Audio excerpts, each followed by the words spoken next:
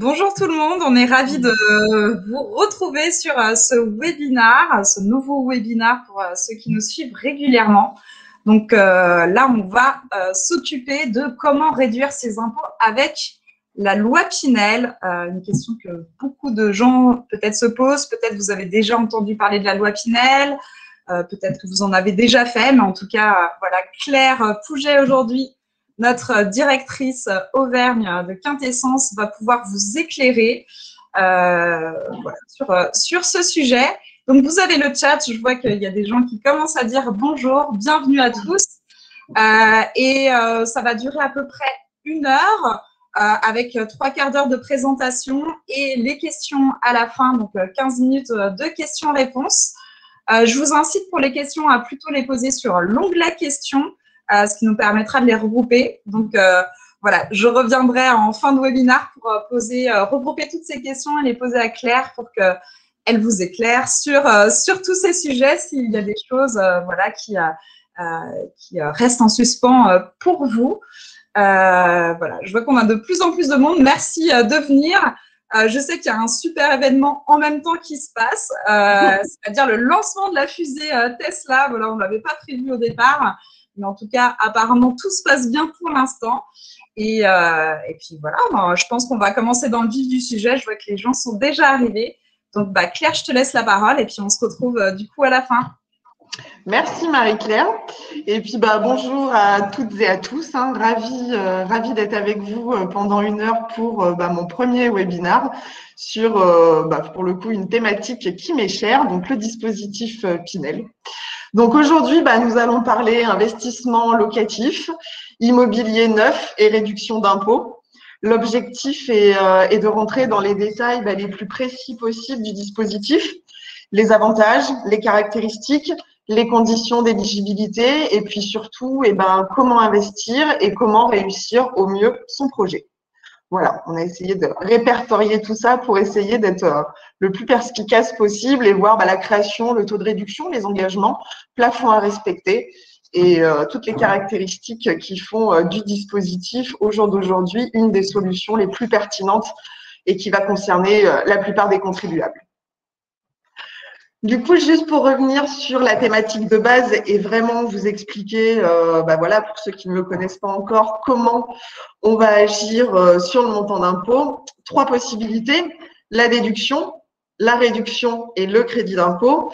Donc, la déduction, on va directement venir baisser le revenu net imposable, c'est-à-dire la base taxable de départ.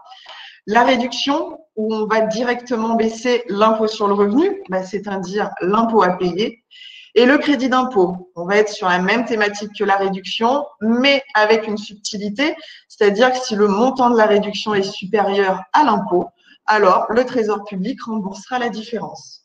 On parle du dispositif Pinel, donc on est sur la deuxième, la réduction. Je voulais vous faire une petite précision aussi sur le plafonnement des niches fiscales, parce que depuis 2013, on ne peut pas excéder 10 000 € en avantage fiscal par an. Chose très importante, parce que bien entendu, la réduction que nous aurons avec le dispositif Pinel va rentrer dans ce plafonnement. Donc du coup, voilà, de bien faire attention déjà à ce qui est mis en place au niveau des foyers fiscaux de nos clients, notamment tout ce qui va être emploi salarié à domicile, frais de garde des jeunes enfants, où ici, voilà, on va devoir calculer un montant global et vraiment être en corrélation par rapport à l'optimisation de cette somme-là. À l'inverse, je précise aussi que des choses que nous voyons souvent, notamment les dons aux organismes d'intérêt général, les versements sur l'épargne retraite notamment, ne font pas partie de ce plafonnement. Donc voilà, 2 petites choses importantes, mais qui est bien de mettre dès le départ pour qu'on soit sur quelque chose de concret.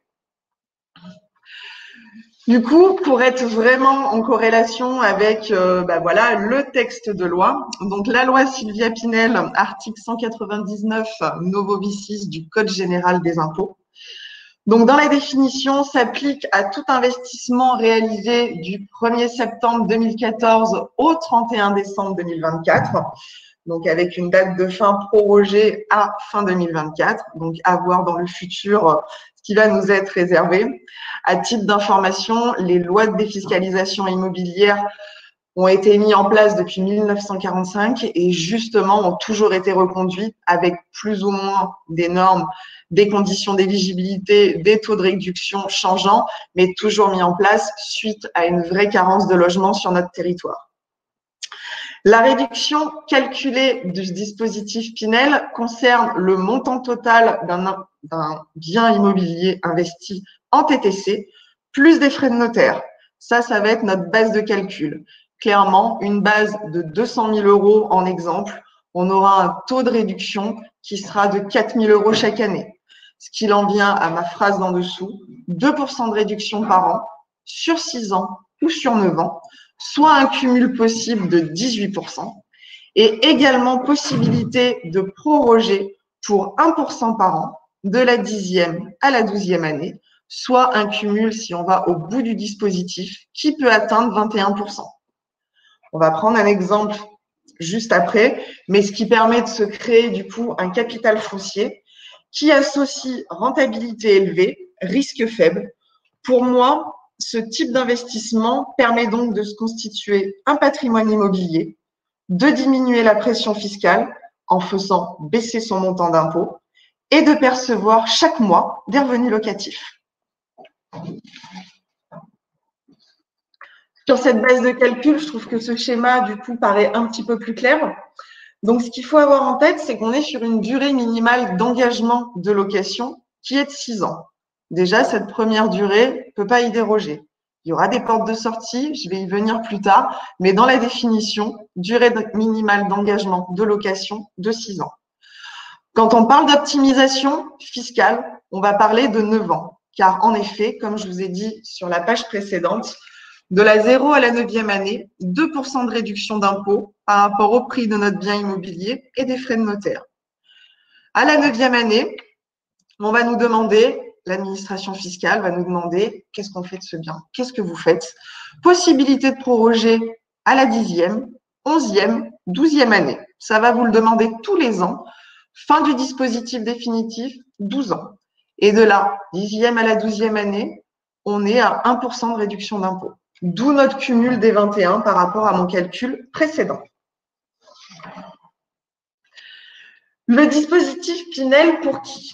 La chose importante, parce que j'y reviendrai un petit peu tout à l'heure, des fois on a des a priori sur ce dispositif dont les médias évoquent souvent les avis négatifs ou autres, avec des a priori sur est-ce que je peux être concerné. Voilà. La réponse est oui. Dans la définition, tout contribuable français domicilié en France qui a une volonté de diminuer son imposition, clairement, le dispositif, déjà, on peut se pencher dessus et une étude est nécessaire. Tout investisseur également qui a une capacité d'emprunt ou de l'épargne à investir. On peut le voir, mais oui, on est sur une baisse de réduction d'impôt, mais on est sur un placement immobilier et financier sur un horizon moyen-long terme. Le montant d'impôt que le contribuable, que n'importe quelle personne va avoir à sa charge au jour d'aujourd'hui ne sera pas le même dans 2 ans, dans 6 ans, dans 9 ans ou dans 12 ans. Donc, on peut aussi anticiper l'investisseur qui a une capacité d'emprunt ou de l'épargne à investir, sachant que nous sommes dans un contexte où les taux de prêt immobilier sont historiquement bas, que les taux d'épargne, notamment de précaution, également très très bas. Donc, une étude est indispensable pour montrer qu'en termes de rendement, voilà, on peut également partir et anticiper ce type d'investissement. Et également, toute personne intéressée par le marché de l'immobilier neuf et de ses garanties. On va y revenir, mais n'importe quel notaire nous précise à chaque fois qu'il y a beaucoup plus de garanties sur le marché immobilier neuf que dans l'ancien. Donc, c'est également, voilà, être en train de se dire, je veux bénéficier de toutes ces garanties et je sais qu'à côté, je vais avoir tout ce qui est en ma faveur, en faveur de l'investisseur pour se protéger. Par rapport à pour qui, je voulais également préciser qui peut faire ce genre de dispositif en termes de structure. On est sur des personnes en nom propre, voilà, tout simplement. Également sur des structures sociétales, notamment des SCI. Par contre, SCI soumises à l'impôt sur le revenu. Je fais une différence par rapport aux SCI qui peuvent être à l'impôt sur les sociétés, qui, elles, ne seraient pas éligibles. mais également tout type d'indivision et également des SARL de famille qui également doivent être soumises à l'impôt sur le revenu. On arrive des fois à voir ce genre de montage, notamment sur des frères et sœurs ou des amis qui, du coup, veulent prétendre à un bien immobilier un petit peu plus important en termes de montant. Et chacun, en fonction du pourcentage de part qu'il aura au sein de la structure, pourra défiscaliser par rapport à ce même taux sur son imposition. Quelles sont les opérations concernées? Les opérations concernées, comme je vous l'ai dit tout à l'heure, on est sur du neuf ou on est sur vraiment du réaménagement total et de la transformation de local en logement. Donc, j'ai essayé de vous mettre les 4 cas de figure. Donc, l'achat d'un logement sur plan en VFA, vente en l'état futur d'achèvement. Donc, qu'est-ce que c'est une VFA? C'est un contrat par lequel l'acheteur acquiert un bien immobilier en cours de construction que le vendeur, lui, s'engage à lui livrer une fois achevé. Donc, comme toute vente immobilière, elle est obligatoirement reçue par un notaire. L'acquéreur choisit son bien immobilier sur la base de plans, de documents, descriptifs, graphiques, fournis par le promoteur-vendeur. Du coup, il n'intervient pas dans le processus de construction à aucun moment et la responsabilité pèse entièrement sur le promoteur. Ce dernier s'engage à lui livrer un bien achevé et conforme aux plans et notices descriptifs dans un délai déterminé. Voilà la définition de la vente en l'état futur d'achèvement qui est notre base et matière première principale du dispositif Pinel. On peut également être sur l'achat d'un logement neuf qui a déjà été achevé. Par contre, attention, il faut qu'il n'ait jamais été ni habité ni utilisé. Donc, c'est une des conditions à respecter. Également sur la construction d'un logement collectif, j'y reviens sur ma phrase en rouge sur cette page, et également l'achat d'un local achevé afin d'en faire un logement et être complètement en transformation de destination. Quand je parle de construction de logement, on peut tomber sur un investisseur qui va vouloir faire construire son logement lui-même. Par contre, désormais, on ne sera que sur du logement locatif. Car comme je vous ai précisé en bas, depuis le 1er janvier 2021, le dispositif Pinel est recentré sur des immeubles d'habitation collectifs uniquement. Il n'est donc plus possible d'investir dans une maison individuelle.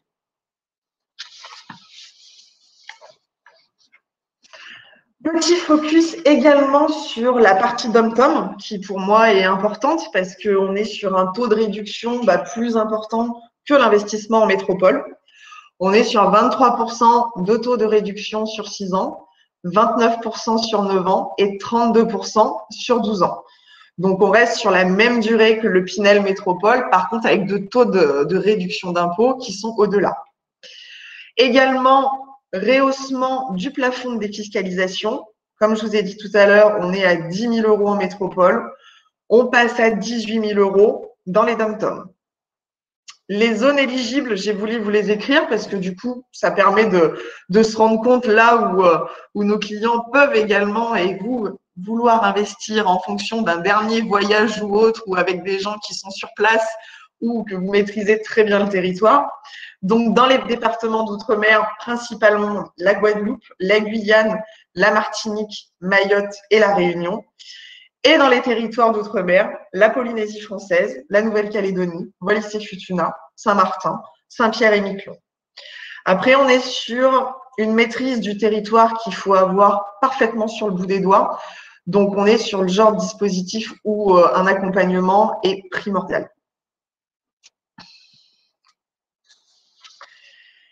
Pour voir les caractéristiques principales et les avantages pour tout investisseur qui veut se lancer sur un projet comme celui-ci, plusieurs bons points. Comme je vous ai dit, on est sur un investissement dans un logement neuf, donc qui répond à toutes les nouvelles normes. On est sur des normes qui sont prisées par les futurs locataires. Rappelez-vous, l'objectif est qu'on soit sur une occupation d'un locataire à titre de résidence principale. On se met à la place d'un locataire, on est sur un bien où on va avoir des économies d'énergie, qui est neuf, qui est dans un secteur où on va aller chercher le plus de croissance démographique. Donc, toute la partie neuf est importante. Engagement de location à usage de résidence principale. Donc là, ce qu'il faut se mettre en tête, c'est qu'on ne va pas pouvoir faire du saisonnier, de la résidence secondaire, de l'Airbnb. Voilà.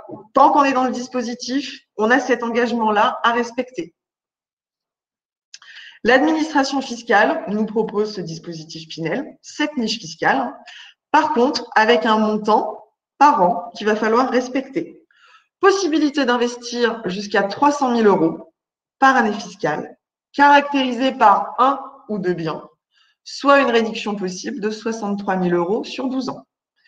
Les 300 000 €, on peut aller au-delà, on peut faire du patrimonial, on peut partir sur de l'investissement au-dessus. Par contre, fiscalement parlant, ce sera notre plafond de réduction d'impôt. Respect d'un zonage. Ça, s'il y a bien quelque chose qui est hyper important et qui, au fil des années, devient de plus en plus restrictif, mais c'est pas pour rien, c'est parce qu'on essaie de se positionner sur des territoires et sur des secteurs géographiques où la demande est clairement établie et ne cesse d'augmenter. Donc, 3 zones au jour d'aujourd'hui. La zone Abyss, qui va nous concerner Paris et Petite Couronne, avec les départements que vous voyez inscrits. La zone A, où on va avoir le reste de l'agglomération parisienne, la Côte d'Azur, la frontière genevoise, avec des prix au mètre carré à Genève avoisinant les 15 000 € du mètre carré. On peut comprendre qu'il y a un réel potentiel de l'autre côté de la frontière. Et également la zone B1, agglomération de plus de 250 000 habitants. Il y avait avant la zone B2 qui n'existe plus. Tout ça pour vous montrer que plus le temps passe, plus on essaie de sécuriser cet investissement et ça passe bien entendu par un respect de zonage clairement défini. Au jour d'aujourd'hui, moins de 5% du territoire est concerné par l'éligibilité de l'investissement sur le dispositif Pinel. Également, un plafonnement des loyers à respecter. Donc, je vous laisse le regarder. Il change tous les ans. Ça, on est sur les chiffres de 2021. Donc, la zone Abyss avec 17,55 € du mètre carré, 13,04 pour la zone A et 10,51 sur la zone B1. Une offre attractive qui augmente le potentiel locatif, ça c'est certain, il faut en être convaincu. On est sur un bien neuf avec un prix de marché inférieur à ce qu'on peut trouver dans l'ancien, dans la même rue, dans la même ville.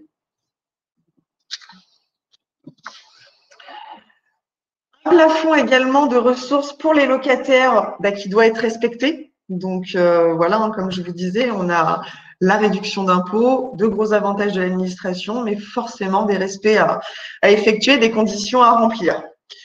Donc, le gros avantage pour l'investisseur, c'est oui, on respecte ses ressources et bien entendu, on va réduire le turnover des locataires qui vont être éligibles à la résidence principale.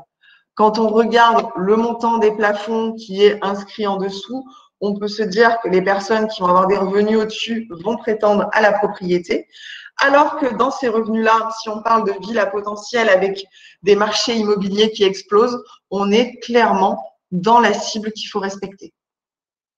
Je voulais préciser en petit aparté aussi que les locataires, oui, mais qu'une personne imposée à l'étranger pouvait tout à fait louer un logement Pinel également.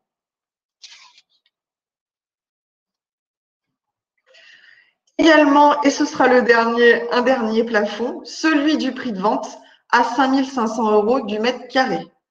Alors, ce plafond, il n'existe pas pour rien, il existe surtout pour maîtriser, alors de manière plutôt indirecte, mais de maîtriser quand même autant bien que peu, le prix de construction au mètre carré dans le neuf.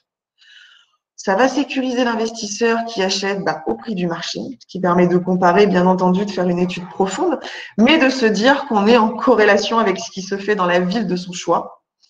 Et c'est surtout que ça va permettre, si on est dans un objectif de revente, d'optimiser sa capacité à réaliser une plus-value au jour de la revente. Une nouveauté également, et le 8e et dernier avantage et point, ce sera sur la mise en location. Contrairement au dispositif du flot, qui était celui avant le dispositif Pinel, qui n'a duré qu'1 an de l'année 2014 pleine, désormais, le propriétaire a jusqu'à 12 mois pour louer son bien après livraison. C'est quelque chose qu'il faut garder en tête, qui est complètement à respecter, car lors de la déclaration, ce sera une question qui sera demandée et c'est un point important à tenir en compte et à respecter.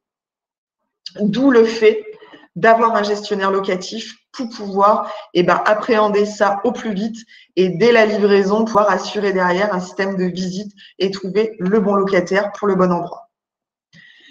Grande nouveauté également, possibilité de louer à un ascendant ou à un descendant.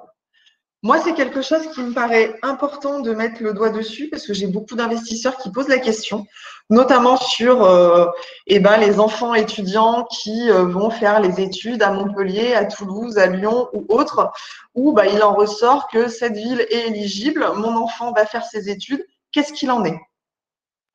Donc, j'ai vraiment voulu vous mettre les grandes lignes pour vous montrer et le calcul doit se faire de manière très, très précise pour voir, dans ma situation, qu'est-ce qui est le mieux pour moi? Est-ce que je peux louer à mon enfant ou est-ce qu'à l'inverse, je vais être sur une contrainte? Voici les points principaux. Donc, depuis le 1er janvier 2015, possibilité de louer à ses descendants majeurs. Donc, si je suis dans l'exemple, là, j'ai voulu mettre, on va dire, surtout l'enfant étudiant qui va faire ses études. Il faut faire attention. Nous n'avons pas la possibilité de cumuler le rattachement fiscal des enfants et la réduction d'impôt du dispositif. Donc, perdre une demi-part ou une part entière si c'est le 3e enfant et que c'est le premier à partir, attention. Attention à la répercussion qu'il va y avoir sur le montant de l'impôt. Ça se calcule de manière très précise. Deuxième chose, pas de perception des APL. Les APL, les aides personnalisées au logement. C'est-à-dire que si votre enfant majeur va dans le bien, à aucun moment il pourra prétendre aux aides sociales du logement. On doit bien entendu également remplir tous les respects de plafond que j'ai évoqués avec vous auparavant, et notamment les plafonds de ressources, bien entendu. Et chose qui est importante aussi, respect d'un loyer cohérent avec le marché pour éviter une remise en cause de la réduction d'impôts. Et bien d'accord que si c'est votre enfant qui va dans ce bien et qu'on veut mettre un loyer qui est très très bas par rapport au marché, attention, risque de se faire retoper par l'administration fiscale, bien entendu.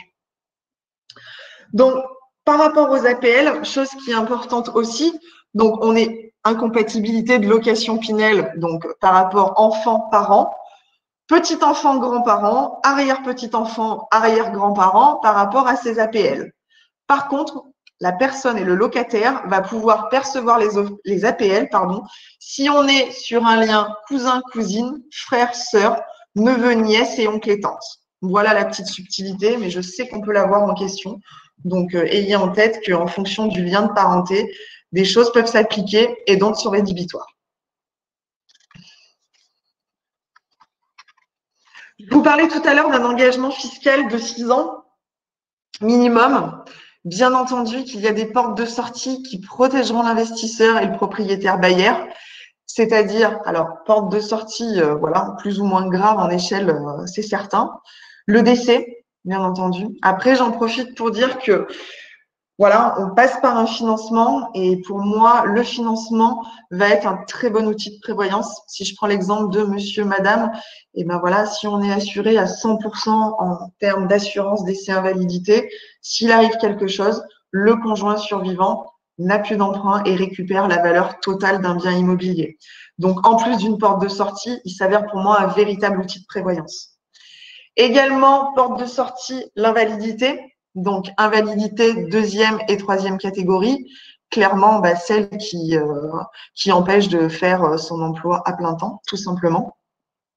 Le licenciement à l'initiative de l'employeur et le divorce.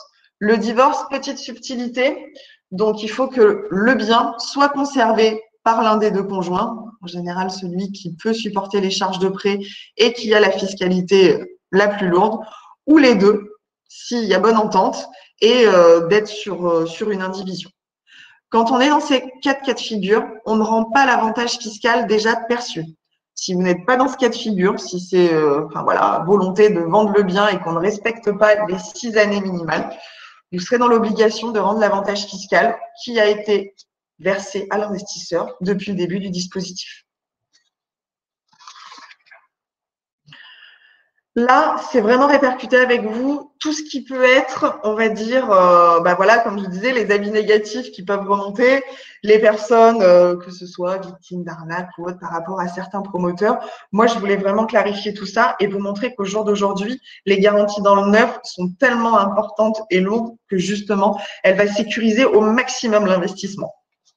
Déjà, si le promoteur fait faillite, nous perdons tout. C'est absolument faux. Depuis 2015, donc toutes les ventes en l'état futur d'achèvement sont assurées par une garantie financière d'achèvement. C'est-à-dire qu'au jour d'aujourd'hui, un notaire n'est plus autorisé à passer une vente si ce programme n'est pas couvert par une GFA. Donc déjà, on a un homme de loi qui est en face de nous, voilà, on se vérifie et nous prouve par A plus B que tout est respecté. Donc, c'est déjà rassurant de se dire que, voilà, que ce soit le notaire programme, les notaires des investisseurs, tout le monde va engager sa responsabilité pour justement vérifier que le programme est bien fait de A à Z en bonne et due forme. Pour revenir concrètement sur les garanties d'un logement en VFA, plusieurs choses. Donc, la garantie financière d'achèvement. Comme je viens de vous dire, clairement, il s'agit d'une garantie bancaire qui est également appelée garantie extrinsèque. Je vous explique, c'est-à-dire qu'un établissement bancaire s'engage, en cas de défaillance du promoteur, à faire l'avance des sommes nécessaires à l'achèvement des travaux.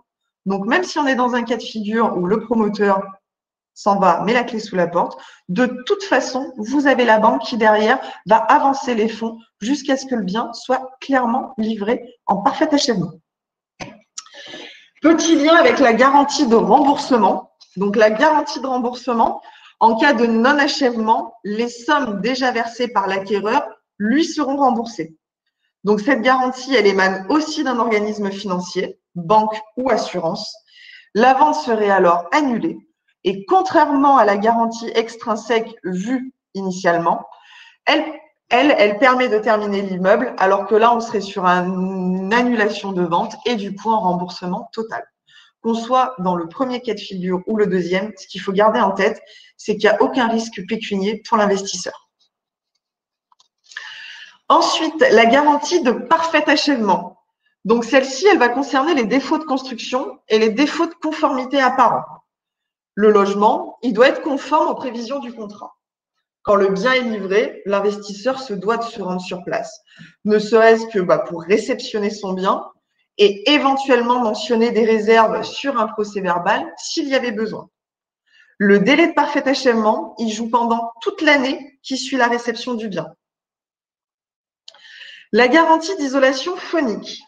Cette garantie, elle est d'un an à compter de la prise de possession du bien.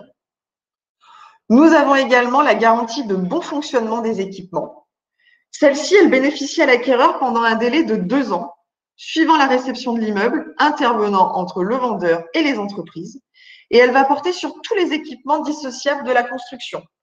Les volets, un robinet, carrelage, voilà, tout ce qui peut être dans cet exemple-là.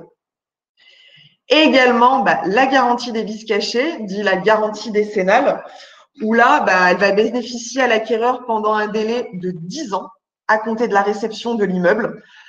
Et là, on va être sur tout ce qui peut être malfaçon touchant à la solidité du bâtiment, les fondations, la toiture, le gros œuvre.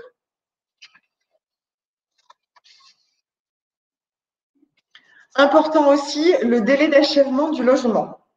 Pour une vente en l'état d'achèvement, le délai d'achèvement, donc le délai avec date d'achèvement des travaux à l'appui, est de 30 mois à compter de la date de signature de l'acte notarié, et ce, quelle que soit la date de dépôt du permis de construire. C'est-à-dire qu'au jour d'aujourd'hui, demain, on signe un acte sur un bien en VFA. À compter de cette date-là, le bien doit être livré à l'investisseur dans les 30 mois qui suivent. Si on est hors VFA et qu'on est sur un investisseur qui veut faire construire son logement, le délai est plus court parce que le délai de 30 mois commence à compter de la date d'obtention du permis de construire. Donc ça, c'est vraiment des choses qu'il faut avoir en tête. Et chose importante aussi, fiscalement parlant et en termes d'engagement de location, c'est cette année même d'achèvement du logement qui marque le point de départ de l'engagement de location et qui déclenche le départ de la réduction d'impôt. C'est cette date-là et c'est non pas la date de l'investissement où de l'acte notarié.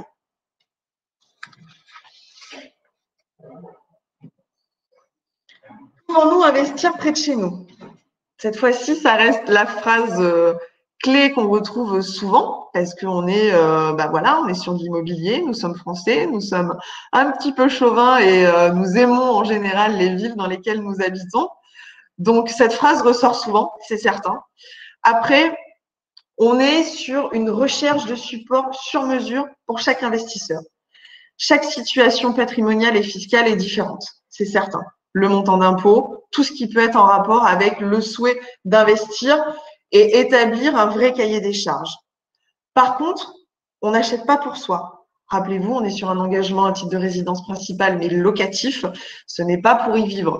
Donc, l'objectif est d'être sur un bien neutre et surtout très attractif. Donc, qui dit attractif dit croissance démographique, dit essor économique, développement d'une ville. Voilà. Autant on peut vous dire ce qu'a fait une ville les 10 dernières années. C'est compliqué de vous dire ce que ça va faire les 10 prochaines. Par contre, si on a des vrais axes de développement concrètement actés, voilà, nous sommes là pour conseiller et justement vous montrer des zones géographiques attractives. Ce n'est pas un investissement immobilier à proprement parler, mais vraiment quelque chose de financier. Donc, essayons d'enlever la notion d'affect, même s'il y a certains secteurs géographiques dans lesquels on aura forcément une préférence. Mais ce qu'il faut se dire, c'est que les meilleurs potentiels ne sont pas forcément près de chez vous. Et de toute façon, en fonction du secteur géographique où vous êtes, il faut aussi penser à la condition d'éligibilité et de se dire, est-ce que je suis dans une des 3 zones où je vais pouvoir faire mon dispositif Pinel. Chose importante aussi et qui revient souvent, c'est la comparaison de la rentabilité dans l'ancien et dans le neuf. Forcément, quand on parle de pression fiscale, on a en face de nous souvent des investisseurs qui ont des biens dans l'ancien depuis plusieurs années, qui ont des taux de rentabilité que n'affichera jamais un bien dans le neuf. Par contre, attention, et j'insiste bien là-dessus, attention entre le brut et le net. Ce qui va nous intéresser, c'est le net. Et le net d'impôt, là, a son vrai sens. Dans l'ancien, déjà, pas de réduction d'impôt. Voilà, on achète un bien, on va avoir une rentabilité. Par contre, à aucun moment fiscalement parlant, on va avoir de la réduction. Souvent, des travaux à faire, et notamment pour être en accord avec toutes les nouvelles lois de transition énergétique. Des charges plus élevées, forcément, que ce soit en termes de dépenses énergétiques, on n'est pas sur… on peut avoir des problèmes d'isolation et autres, ce qui nous fait à terme, on va dire, des charges plus importantes.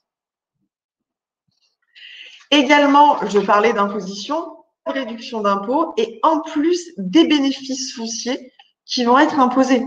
C'est-à-dire, comme les traitements et salaires, tout ce qui va rentrer en loyer, après déduction, on va dire, des charges, bien entendu, mais va remonter au titre de l'imposition. Donc, selon votre tranche marginale d'imposition, plus les prélèvements sociaux qui sont à 17,2.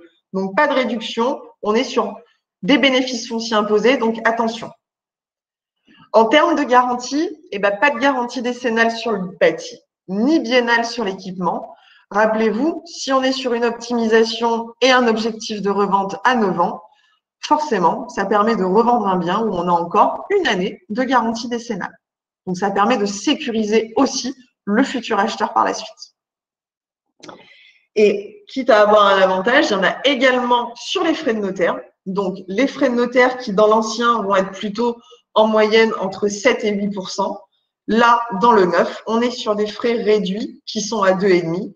Et en plus, rappelez-vous, ces frais de notaire vont faire partie de la base de calcul pour la réduction d'impôt.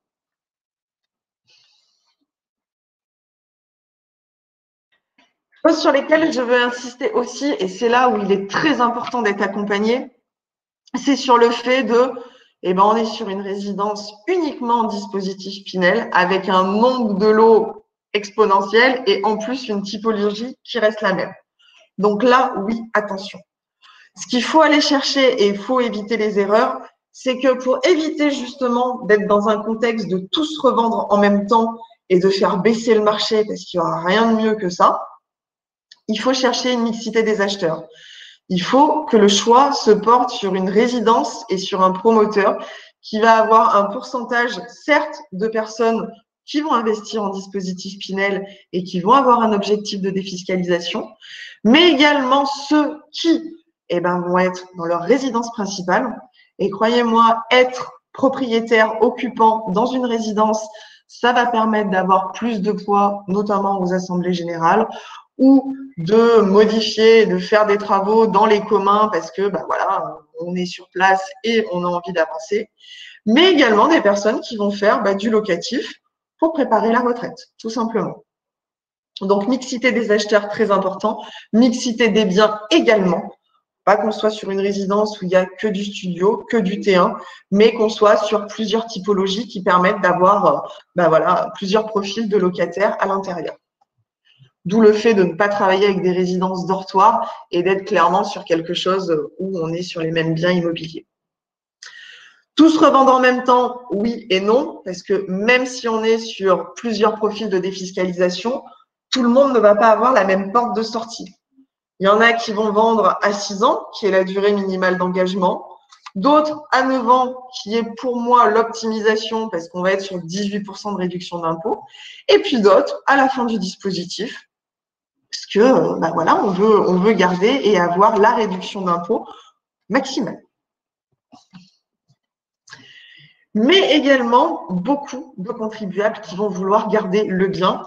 Et je vais voir juste derrière avec vous quelles sont les différentes portes de sortie à la fin du dispositif. Mais énormément de personnes qui veulent capitaliser, ça c'est certain.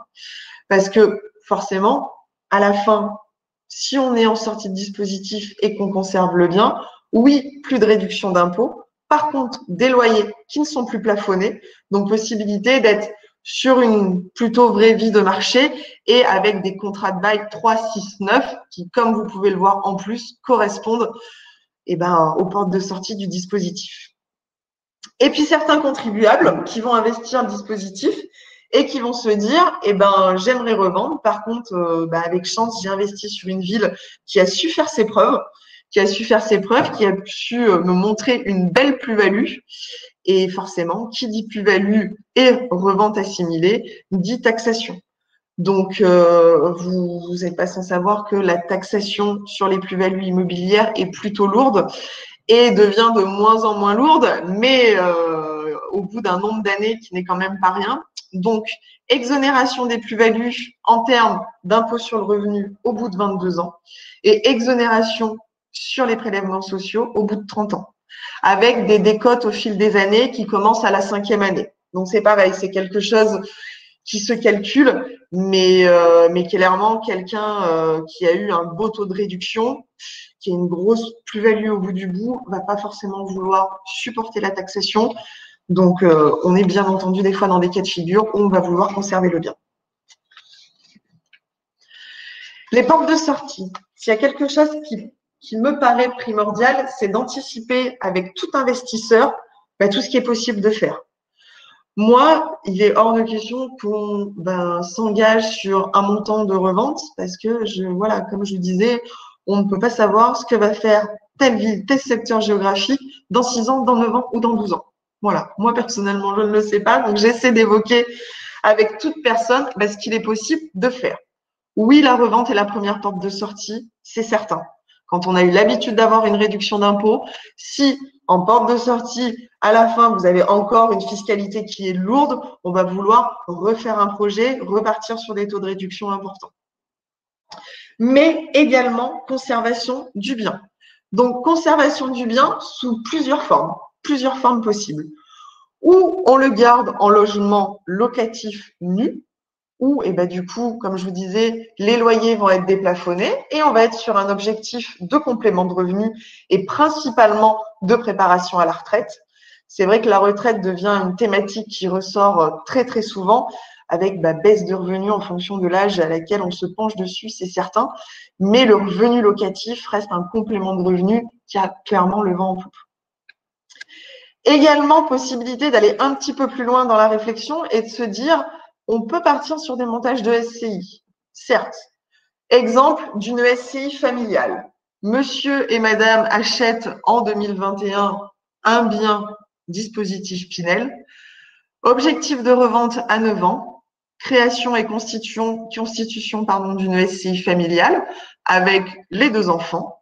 Donc, on peut faire un montage 48% monsieur, 48% madame, et puis le reste pour les enfants pour commencer à les intégrer dans la structure. Et au fil des années, préparer sa transmission, démembrer les parts ou faire de la donation de parts de SCI et vraiment se dire, je suis dans un objectif de conservation, de patrimoine, je veux protéger mes enfants, mais sans leur donner de monétaire en direct. Et là, clairement, je sais pour l'avoir fait avec plusieurs notaires, on est sur de la réflexion patrimoniale, vraiment sur du moyen long terme. Également, transformation et possibilité du bien en location meublée. On garde le bien, on l'en transforme, on meuble avec tout ce qu'il faut pour vivre en termes de logement et avec un abattement fiscal qui est plus important que de la location en nu. Également, si on était dans la réflexion patrimoniale, parlons de démembrement. On est sur une porte de sortie qui, en termes de transmission, est également hyper importante. Donc, conservation du bien. Le démembrement n'est pas possible tant qu'on est dans le dispositif.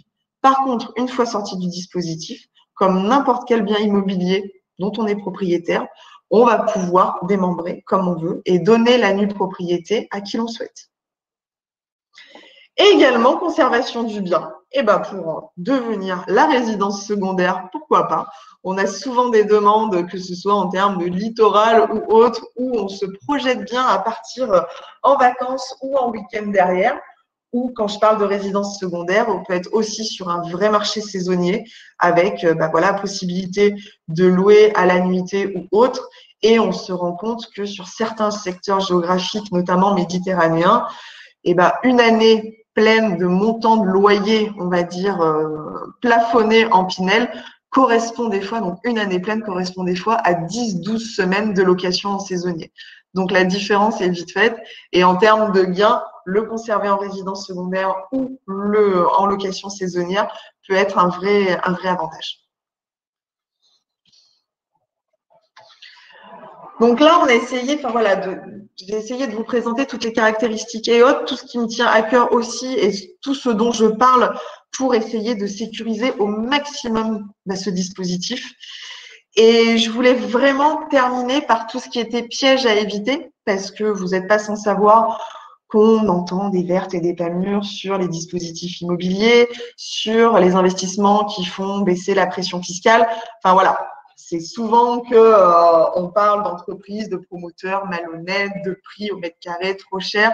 Alors, moi, je veux surtout mettre en 5 points les pièges à éviter pour sécuriser au maximum l'investissement. C'est-à-dire, je parlais de l'affect tout à l'heure, mais il faut vraiment éviter, et c'est vraiment un point principal, les zones à tension locative inexistante. Il y a un moment où, le rôle d'un conseiller est primordial. Le côté affect, parce qu'il y a une zone géographique, je ne sais pas, en exemple, dans laquelle on est né ou autre, ça nous tient à cœur et on aimerait investir là. Par contre, attention, si on est sur une tension locative, si pas d'autres biens, si pas de marché, rappelez-vous, obligation de location dans les 12 mois qui suivent la livraison, déjà, ce serait pas bon en termes de pertinence. Être sur un prix de loyer supérieur à la moyenne. Oui, nous sommes dans du neuf. Par contre, si on est sur des prix de marché qui sont complètement incohérents avec ce qui se fait dans la ville, dans l'ancien ou dans les autres programmes neufs, forcément, pas trouver de locataire et un turnover au bout du bout qui va être hyper important. Les pièges à éviter aussi, et là, ça va concerner l'investisseur en lui-même, c'est l'insolvabilité de l'investisseur. Il y a un moment où il y a un vrai calcul d'endettement, on est sur un projet où il va y avoir un financement, des échéances, des charges, tout simplement. Donc, c'est vrai que regardez la solvabilité de l'investisseur, regardons aussi quel est le montant d'épargne, pas qu'un taux d'endettement, même s'il reste très important, mais un revenu mensuel disponible. Est-ce que j'ai de la trésorerie d'avance pour supporter des loyers ou une carence locative? Voilà, c'est quelque chose d'hyper important pour, au bout du bout, ne pas être dans une situation de difficulté. Ce qui va être important aussi, ce qu'il faut que tout investisseur se mette en tête, c'est qu'il ne faut pas croire que les loyers perçus par ce nouvel investissement et la réduction d'impôts vont suffire à financer un projet. On est sur une solution gagnant-gagnant. Il y a un moment où l'investisseur, peu importe la somme, hein, je veux pas voilà, faire un exemple concret, mais il va falloir qu'il y ait un effort d'épargne de la part de l'investisseur. Et je parle bien d'épargne, hein, je ne parle pas de dépenses. Mais les loyers et la réduction ne vont pas suffire en elles-mêmes. Il y a une troisième partie qui va être à la charge de l'investisseur en termes d'effort d'épargne. Également, les pièges à éviter et être dans une situation fiscale inadaptée. Ce qu'on est à l'instant T, c'est pas demain. Un couple, par exemple, qui attend des jumeaux et qui, au jour d'aujourd'hui, va être sur une fiscalité à 2500, 3000 euros d'impôt, attention, on va passer de 2 parts à 3 parts. L'étude et le montant d'impôt au bout du bout vont pas être les mêmes. D'où le fait d'être primordial en termes de découverte patrimoniale et de rentrer clairement dans la vie de l'investisseur pour savoir de quoi demain sera fait. Je voulais enchaîner donc sur les idées reçues parce que je trouve que ça va avec les pièges à éviter aussi. On entend beaucoup d'idées reçues et je terminerai par ça. C'est souvent, j'entends, et que ce soit dans mon entourage ou autre, le dispositif Pinel, c'est pas pour moi, c'est corrige, c'est qu'il y a des grosses fiscalités. Alors la réponse est non, toute étude mérite d'être effectuée et au moins analysée.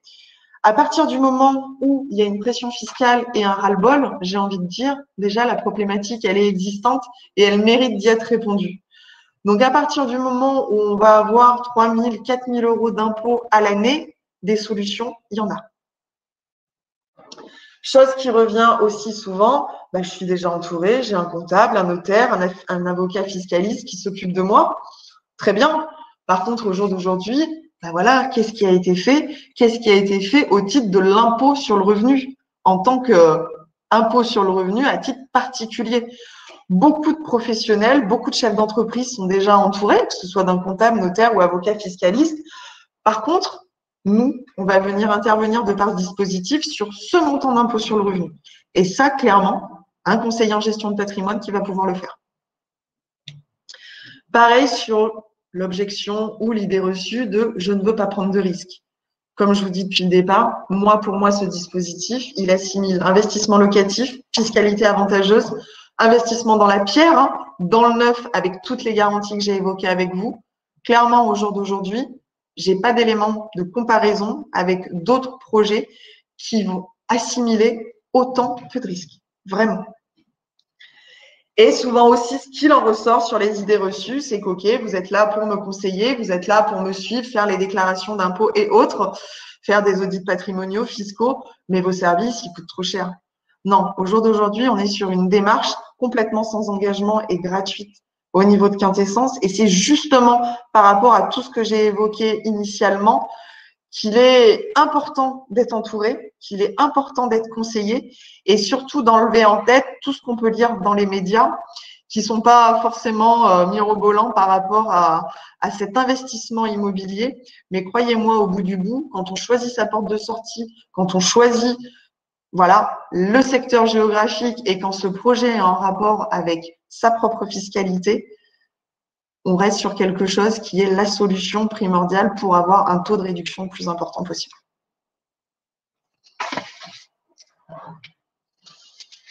Voilà. Marie-Claire, voilà. Oui, je reviens, désolée. Et j'ai eu 2 autres questions qui se sont rajoutées, donc je vais me les mettre à la fin. Donc, beaucoup de questions, donc un sujet effectivement qui passionne. Alors, tu as répondu au fur et à mesure de ta présentation à certaines questions qui étaient posées. J'ai répondu des fois aussi en direct, mais si on a le temps, je préférerais revenir quand même pour avoir plus de précision. En tout cas, si ces questions étaient posées, c'est que elles portent aussi un intérêt. Avant de poser les questions, et d'ailleurs, on en avait sur ce sujet, c'est vrai qu'on n'a pas forcément présenté Quintessence et peut-être tout le monde ne nous connaît pas. Donc là, effectivement, on a parlé de Pinel, mais on s'occupe de gestion de patrimoine global. Donc, on avait des questions notamment pour savoir si on proposait nous-mêmes des biens immobiliers en Pinel ou ou elle est super votre présentation, mais c'est un peu technique, donc comment faire après? Donc, bien sûr, vous êtes accompagné. Je vais vous envoyer la pop-up pour vous dire comment faire. Et Claire, je te laisse pendant ce temps-là peut-être nous présenter un petit peu Quintessence et notre métier pour après passer aux questions suivantes. Eh bien, écoute, avec plaisir. Donc, Quintessence, aujourd'hui, c'est 25 cabinets dans la France entière avec plus de 350 collaborateurs et conseillers en gestion de patrimoine.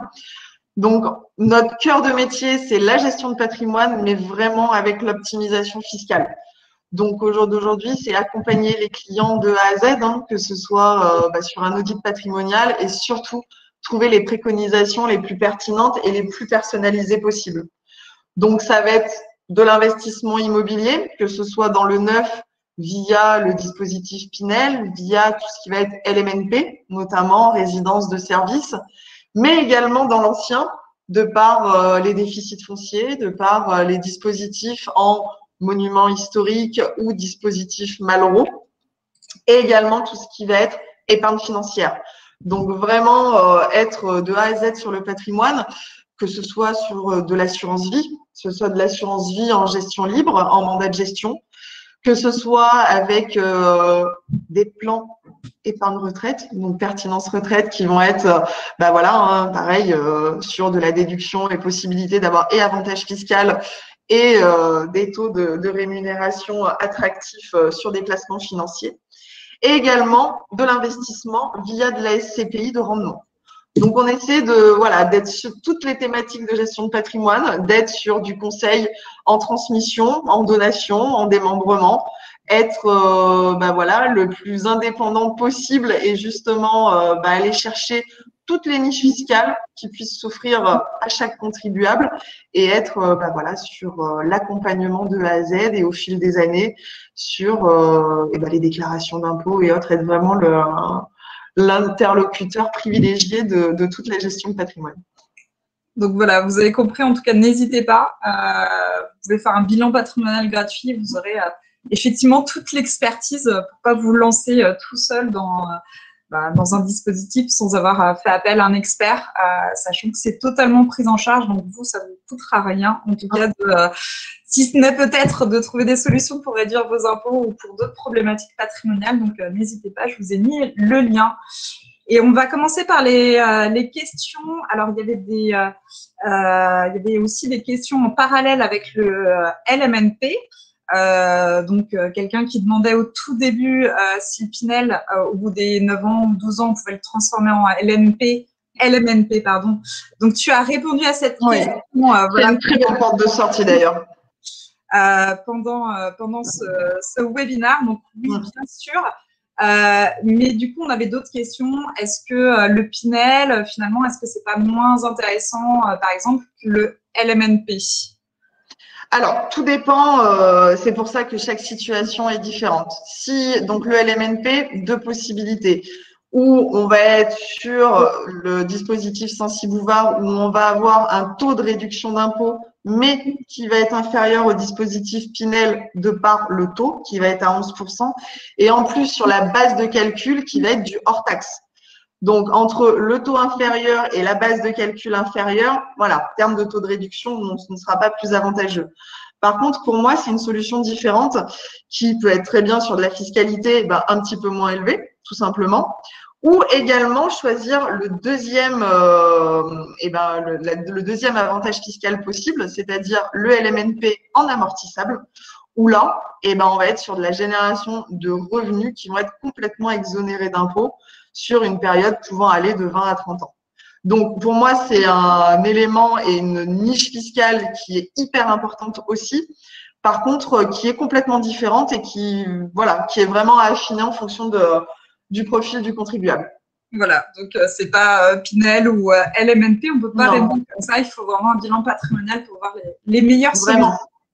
Et du coup, sur cette question encore, et puis après, j'irai plus sur les Pinel, mais justement, comment faut-il équiper le bien pour que ça soit un logement meublé? Est-ce que tu as quelques indications là-dessus?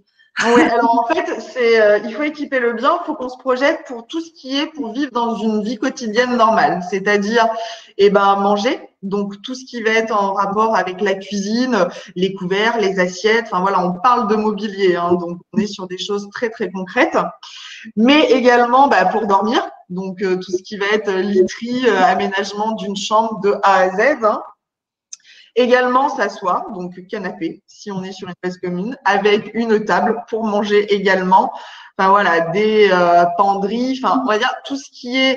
On n'est pas dans quelque chose de complexe, ça reste très usage de la vie quotidienne. Par contre, il faut que tout soit présent. Donc et on est également sur, quand je parlais d'amortissement tout à l'heure, des choses qui vont être à renouveler. Et en général, on est sur une durée de vie de 7 ans. Donc, il faut aussi avoir en tête qu'on est sur un mobilier qu'il va falloir remettre à neuf tous les 7 ans dans la tête de l'investisseur. Mais sinon, ça reste concrètement des choses qui sont complètes, hein, parce qu'il y a des vraies listes imposées par l'administration fiscale, mais qui restent dans la logique d'une vie de tous les jours. Bon, très bien. Et justement, alors, j'y ai répondu à ta place, mais peut-être d'autres se posaient la question. On est bien d'accord, en Pinel, par contre, on n'est pas sur du meublé. Non, du tout. Voilà. On est sur un logement nu. Ok. Et parfait. Ça méritait d'être précisé s'il y avait encore des questions dessus. Alors, on avait aussi une question. Alors, je termine quand même sur le LMNP. Hein, désolée, mais après, on a mais quelqu'un qui demandait justement si je fais un bien en LMNP après un Pinel ou en LMNP amortissable, en VFA, est-ce que le démembrement peut se faire via une SCI familiale qui est déjà en régime de démembrement? Donc là, on est… Okay. Tant qu'on va être dans le dispositif, on ne pourra pas démembrer le bien. Le démembrement, on sera uniquement sur… et tout comme le LMNP, je parlais de la SCI familiale ou de la SRL de famille, on ne va pas pouvoir investir du LMNP, notamment de la résidence de service et autres, en SCI ou SRL de famille. Mais tant qu'on est dans le dispositif, le démembrement ne va pas pouvoir se faire. Ok. En tout cas, j'avais une autre question sur le démembrement. Là, n'hésitez vraiment pas à utiliser le lien que nous a donné pour poser plus de questions aux experts, parce que c'est effectivement, il y a beaucoup de dispositifs possibles. On pourrait y passer des heures. Sur la réduction Pinel, du coup, il y avait quelqu'un qui demandait est-ce que si je décide de mettre en location ce bien, alors en fait c'est obligatoire, hein, je le rappelle, aurais-je aussi une réduction d'impôt sur ce que le bien va m'apporter? Alors, est-ce que tu peux repréciser peut-être le début de ton intervention sur les 2% de réduction, à quoi ils correspondent? C'est vraiment le bien au total. Oui, exactement. Et du coup, donc le prix d'un bien immobilier, c'est-à-dire le prix d'achat en TTC, plus les frais de notaire. Donc, si je suis sur un exemple de 200 000 euros, comme je disais, tout compris sur ces deux, tous les ans, donc 2% de cette somme-là, donc 4 000 euros de réduction d'impôt sur l'impôt brut, directement. Oui, donc c'est pas parce qu'on perçoit des loyers qu'ils ne sont pas pris en considération dans la réduction. Du tout. Après, il y a une double bascule fiscale, c'est-à-dire qu'on va avoir de la réduction d'impôt. C'est pour ça que la première intervention était de vous montrer la différence entre réduction et déduction. Donc, de par le dispositif, on va chercher de la réduction et forcément, ce projet va générer des loyers, donc des rentrées d'argent. Et là, c'est pour ça qu'une étude précise est primordiale, c'est que sur ces loyers rentrants, on va venir enlever toutes les charges relatives au projet, que ce soit les intérêts d'emprunt, l'assurance habitation, l'assurance décès du prêt, taxes foncières, frais de courtage, frais de garantie, tout ce qui va être afférent à l'investissement. Et de cette somme-là, oui, il va y avoir, on va dire, un petit montant d'impôt, mais justement, on essaie de faire en sorte que les charges fassent plutôt du déficit et ne nous génèrent pas, on va dire, un impôt à côté alors qu'on va chercher à le réduire.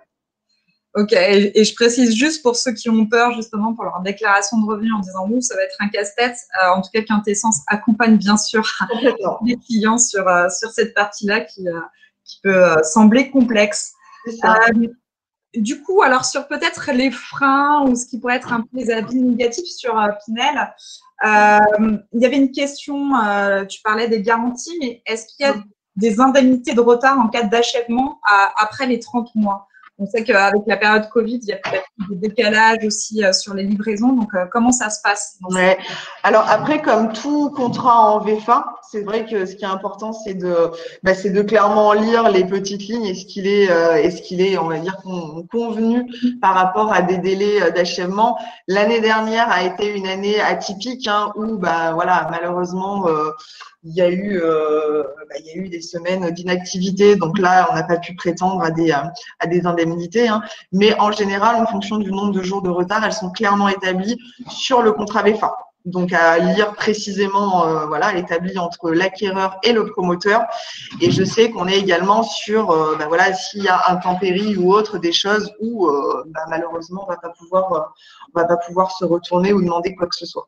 Mais par contre, c'est pour ça que c'est important d'être accompagné aussi et d'être en lien étroit avec l'intermédiaire et le promoteur, parce que voilà, il peut y avoir des soucis sur lesquels l'investisseur ne peut pas agir, et justement le fait d'être accompagné permet d'avoir un pouvoir un petit peu supplémentaire pour essayer de négocier quelque chose à côté.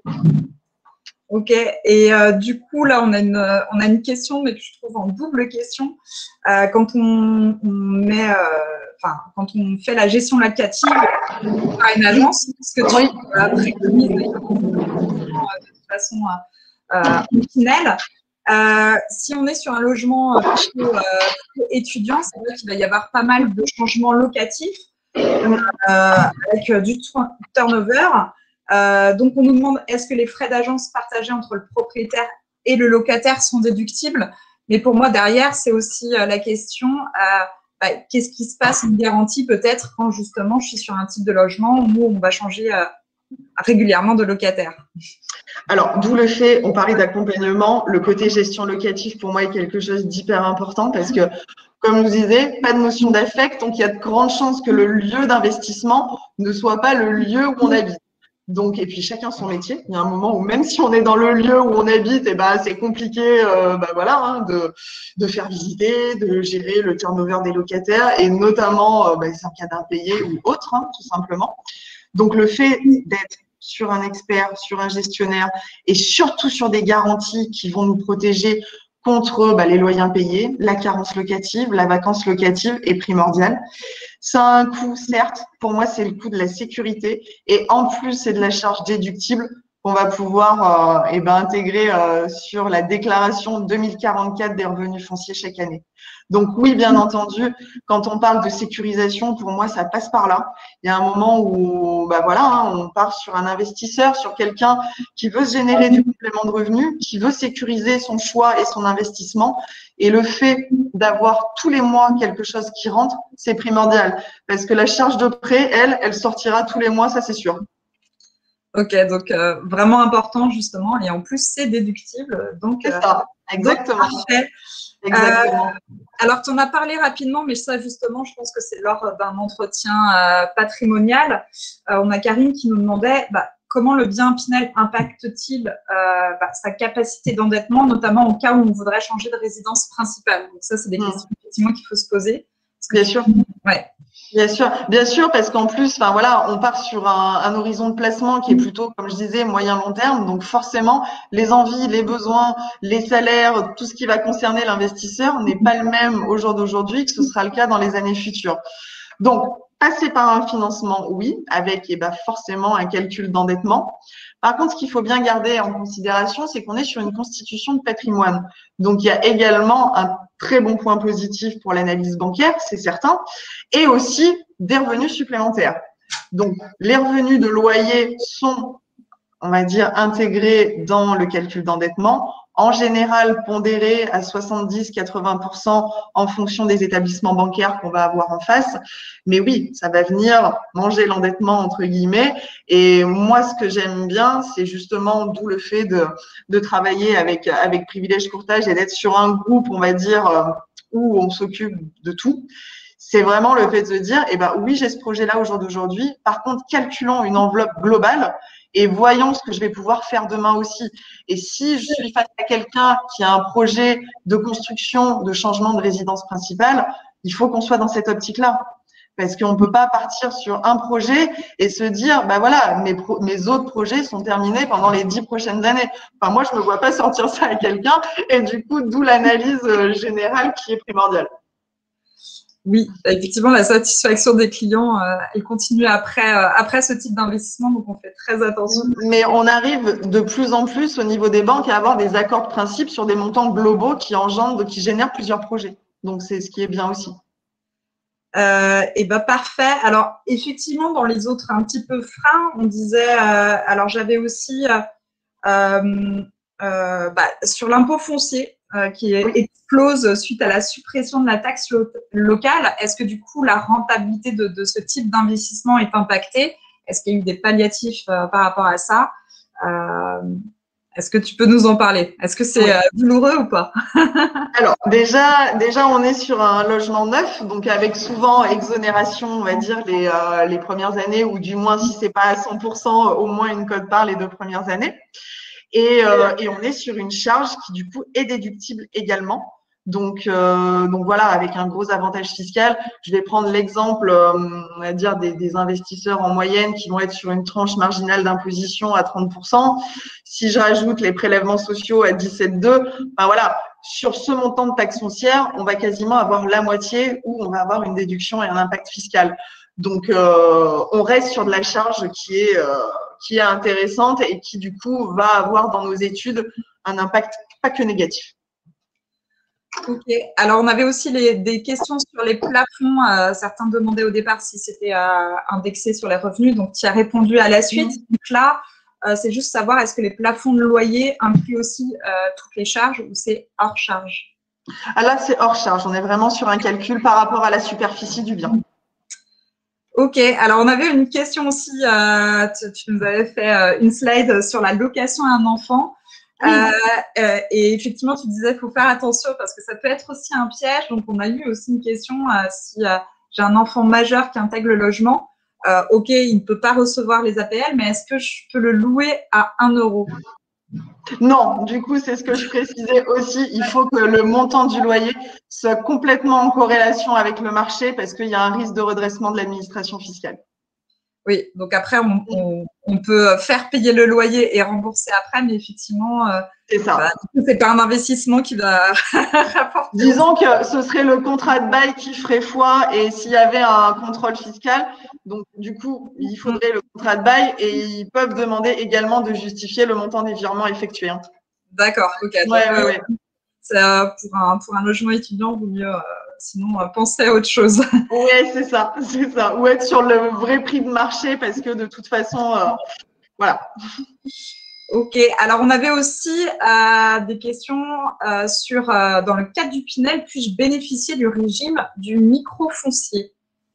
Alors, la réponse est non. Et la réponse est non également et obligation de changer si on est sur un investisseur qui est déjà au microfoncier par rapport à d'autres biens immobiliers qu'il aurait en nom propre.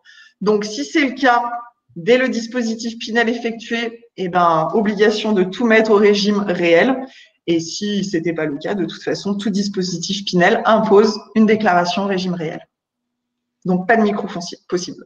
Ok, on avait des questions aussi sur les bails aux locataires. Donc, on est bien d'accord, il faut louer sur 6 ans minimum, 9 ans ou 12 ans. Mais par contre, il n'y a pas d'obligation pour un locataire qui reste… chaque locataire, il peut changer tous les ans. Complètement. Complètement. Oui, pas d'obligation de garder. Enfin, au contraire, on préfère qu'il y ait le moins de turnover possible en termes d'investissement. Hein. Mais sinon, voilà, on est sur des baux normaux de 3, 6, 9, mais avec départ et préavis quand le locataire le souhaite, bien entendu. Ok, alors il y avait aussi des questions sur les dates, entre les dates de livraison, d'achèvement. Donc là, ça va être un cas précis. Donc, si une VFA a été réservée en juillet 2018, signée chez le notaire en février 2019 et toujours pas livrée, est-ce qu'il sera possible de mettre le bien Pinel à partir d'août 2021? Est-ce qu'il y a un décalage possible dû au Covid? Alors, malheureusement, si on n'a pas de date d'achèvement des travaux en 2020, on ne va pas être en possibilité cette année de pouvoir noter le montant et d'avoir une réduction fin d'année. C'est vraiment, peu importe la date de réservation, peu importe la date de l'acte, là, ce qui va générer le départ de la réduction d'impôt, c'est clairement la date d'achèvement des travaux. Donc, si j'ai pas une DAT en date de 2020, au jour d'aujourd'hui, pas d'impact sur 2021. Impossible. Ok. Et est-ce que du coup, peut-on accéder à une loi Pinel même si le bien est sur le point d'être livré?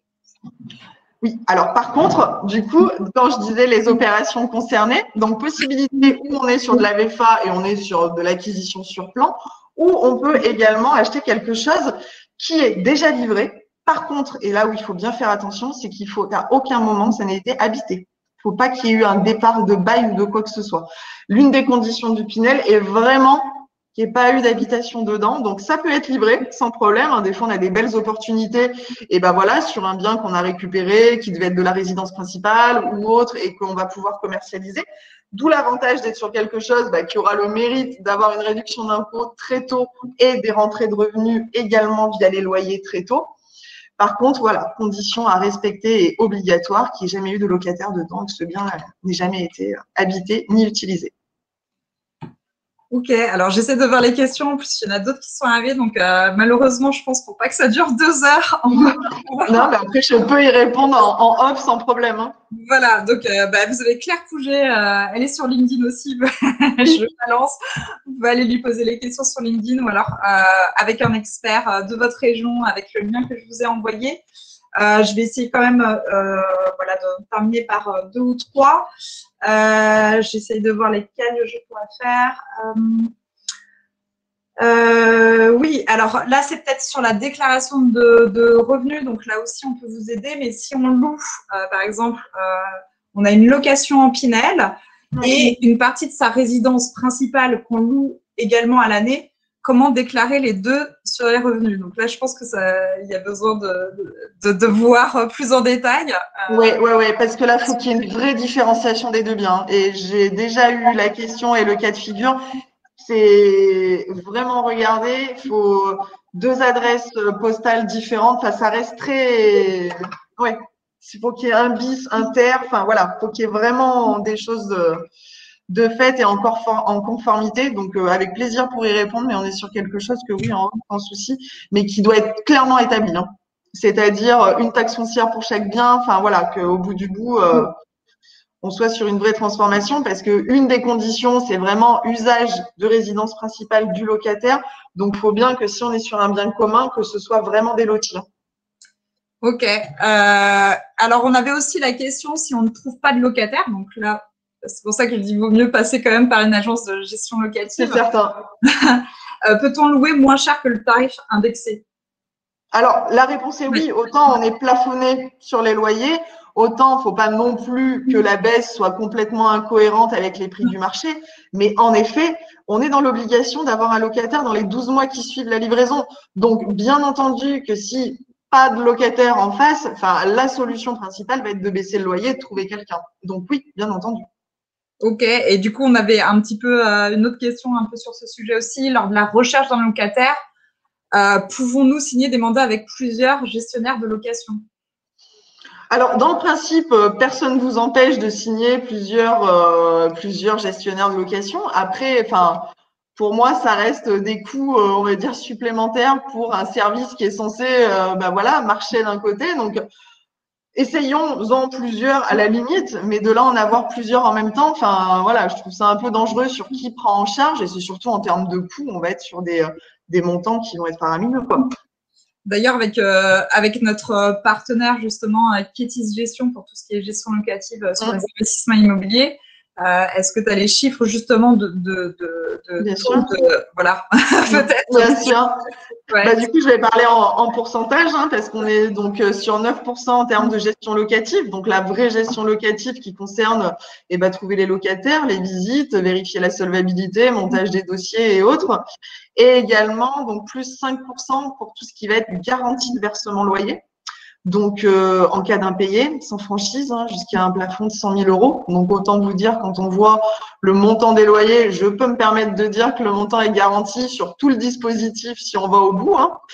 et également en termes de vacances locatives, donc et carences locatives. Donc, c'est vraiment quelque chose à étudier près. On est sur 14% du montant du loyer et ces 14% vont venir en déduction également en termes de charges chaque année. Oui. Avec à l'intérieur aussi une protection juridique qui permet, s'il y avait des soucis et autres, d'être protégé, et également une assurance détérioration, parce que même un locataire qui va être nickel, s'il reste 5 ans dans le bien, voilà, va falloir passer un coup de peinture et autres. Et ce qu'il faut, c'est que je veux pas que ce soit la charge du locataire d'aller à l'autre bout de la France avec son pinceau. En tout cas, on a toutes les garanties qu'il faut, et je crois qu'on avait des chiffres 3 mois après la livraison, je crois que 99,5% oui, c'est ça. Des locataires sont trouvés. De toute façon, ils n'ont pas intérêt à pas en trouver, puisque voilà, avec les garanties, sinon c'est… Non, c'est ça. Exactement. Je vais finir. Je suis désolée pour les questions, mais vraiment, je vous incite à utiliser le formulaire. Vous le recevrez aussi par email si vous avez laissé passer la pop-up. Mais voilà, pour continuer tout ça. Alors, j'en avais une intéressante. Oui, à partir de quel montant d'impôt est-il intéressant de faire un Pinel? Puisqu'il nous a dit que ce n'était pas réservé qu'aux riches. Ouais. Voilà. Est-ce qu'il y a un montant? Oui, non, c'est sûr. Alors, je vais être… sur un cas purement concret. Enfin, il y a un moment où on parle de revente, on parle de sécurisation. Donc, pour moi, être sur quelque chose de sécurisé, sur un logement nu, T2, T3, on va dire que voilà, pour avoir quelque chose de pertinent dans les secteurs, on serait sur un minimum de 150 000 €. Si je prends les 2%, voilà, à partir de 3 000 € d'impôt à l'année, il y a des solutions. Ok, très bien. Et en tout cas, même si vous êtes en dessous, vous l'avez bien compris, on a aussi… Ah oui, dans tous les cas, d'où l'avantage du LMNP en Censi-Bouvard. Enfin, en fonction du montant de fiscalité, c'est pour ça qu'une étude est primordiale. Voilà, il y a des placements financiers aussi qu'on peut faire. Donc, en tout cas, ne vous mettez pas de frein si vous êtes en dessous de cette somme. Et si vous êtes sur cette somme, vous êtes en plein dedans. Donc, en tout cas, ça pourrait aussi vous correspondre. Voilà, je suis désolée, il y en a encore plein de questions, mais ça veut dire que ça a été un beau succès. Et merci beaucoup, Claire, pour cette expertise. Merci. Voilà, vous aurez le replay pour ceux qui étaient là. On va aussi le mettre sur notre chaîne YouTube si vous voulez le revoir d'ici semaine prochaine. Et voilà, il y a Mélanie aussi qui était sur le chat aussi à répondre à vos questions. Je fais un petit peu de… Voilà, on fait un sondage, une enquête nationale sur les impôts. Donc, je vous incite aussi à y participer. C'est anonyme. Enfin, voilà. Après, vous pouvez participer à un jeu concours. Donc là, vous pouvez mettre vos coordonnées si vous voulez gagner les lots. Mais en tout cas, on a besoin simplement d'évangéliser. On se rend compte que beaucoup de personnes ne savent pas qu'ils peuvent défiscaliser à partir d'une certaine somme. Donc, n'hésitez pas à participer à cette enquête. Et puis, nous, on va regrouper les questions. J'essaierai de les envoyer à Claire ou vous avec nous directement. Voilà, si vous voulez prolonger ces questionnements sur votre patrimoine, ce qui est effectivement des choses très importantes en projet de vie. Voilà, merci à tous et bon appétit pour ceux qui n'ont pas encore mangé et puis très bonne journée. Merci à tous aussi. Merci. À bientôt.